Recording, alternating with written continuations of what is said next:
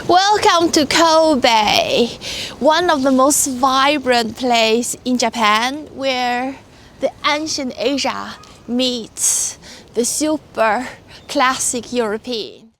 Japan transformed rapidly in the mid of 19th century when American Commodore Matthew Perry arrived in present-day Tokyo Bay with a letter from US President Millard Fillmore demanding that Japan open its ports to American ships for trade, resupply, and the protection of shipwrecked soldiers. At the time, Japan had maintained over 220 years of strict isolation and was unwilling to accept foreign warships. But Perry refused to leave and demonstrated the superior firepower of his modern vessels, knowing Japan as the Black Ships, to pressure Japanese authorities. When his initial visit failed, he returned months later with a larger fleet, ultimately compelling Japan to sign the Treaty of Kanagawa and begin opening to the West. Look at this beguiling gentleman, he looks truly happy. I'm wondering what the Western world brought with them to Japan, besides technology, new management methods. The opening of Japan's ports and Meiji-era modernization created opportunities for foreigners, especially in treaty ports like Kobe. Although Christianity had been banned for nearly 200 years, full religious freedom was granted in 1873. Meanwhile, instability in the Ottoman Empire drove many Sephardic Jews from present-day Iraq and Syria to Bombay in India. As the British Empire expanded, Jewish and Muslim traders moved to Kobe, establishing trade networks between the Far East and Europe, supported by family connections stretching from the Atlantic coast to Black Sea coast. And from India to Norway, trade brought both Sephardic Jews from Baghdad and Aleppo and Ashkenazi Jews from Poland and Russia to Japan.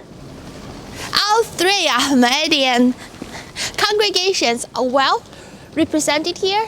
We have a Catholic church, we have an Islamic mosque, and we have also a Jewish synagogue. What a place! In Japan, foreign residents, including Jews, enjoyed the same basic trading rights and commercial opportunities as Japan's citizens, although they were required to pay higher taxes in some cases. This level of economic freedom was unprecedented for many Jews. For nearly 2,000 years in Europe, Jews had frequently been denied the right to own land, serve in the military, hold public office, or enjoy full civil rights. In contrast, Japan's open port cities offered a relatively fair and tolerant environment for Jewish merchants and settlers. Some Jews who settled in Kobe eventually became naturalized Japanese citizens. The first synagogue in Kobe was established in a rented Japanese house and served both Ashkenazi and Sephardic members of the community. A major wave of migration reached Japan after the Russian Empire collapsed during the Bolshevik Revolution, prompting many devout Turco-Tatar Muslims and Jewish traders to flee the newly established Soviet Union in search of religious freedom and economic opportunity. Japan, and especially the international port city of Kobe, became an attractive destination due to its growing foreign settlements and expanding trade links.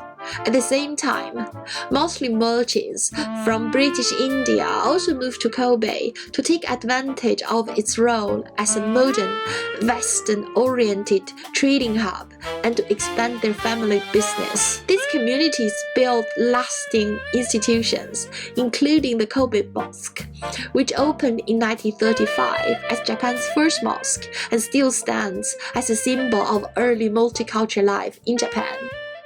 Inside, it is such a special place.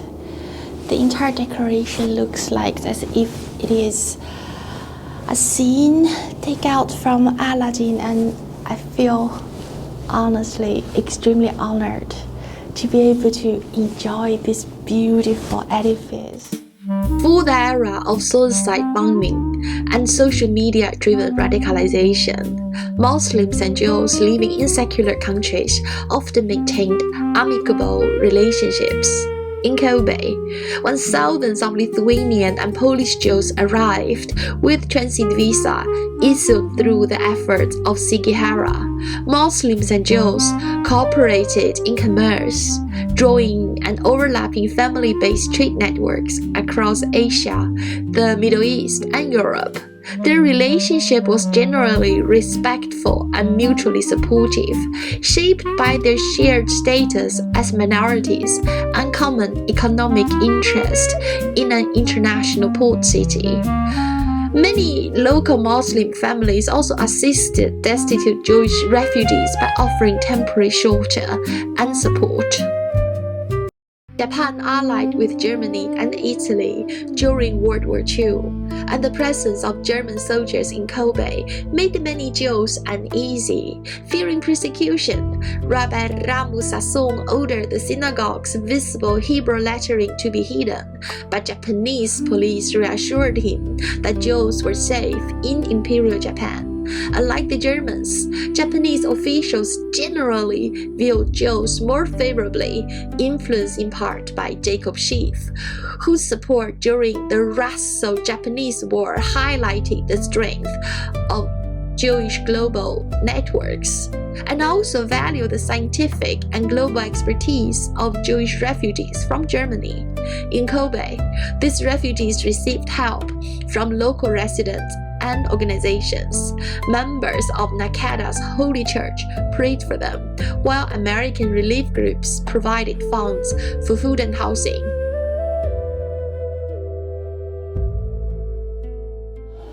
There is a group Jew, when they try to escape from persecution, they moved here to Kobe, and when arriving here, they built this. It is truly a beautiful place to worship their love to Israel and to worship their devotion to the covenant which they once signed with God. The relatively stable period did not last.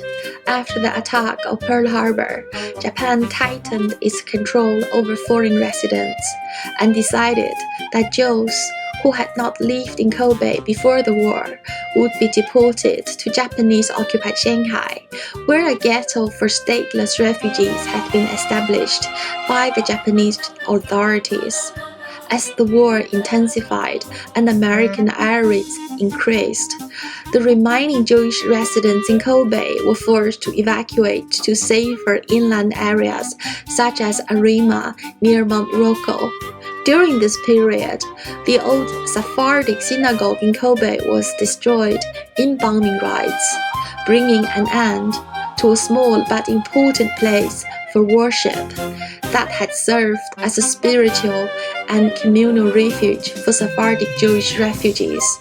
Despite wartime hardship, the presence of a small Jewish community in Kobe had long-term consequences.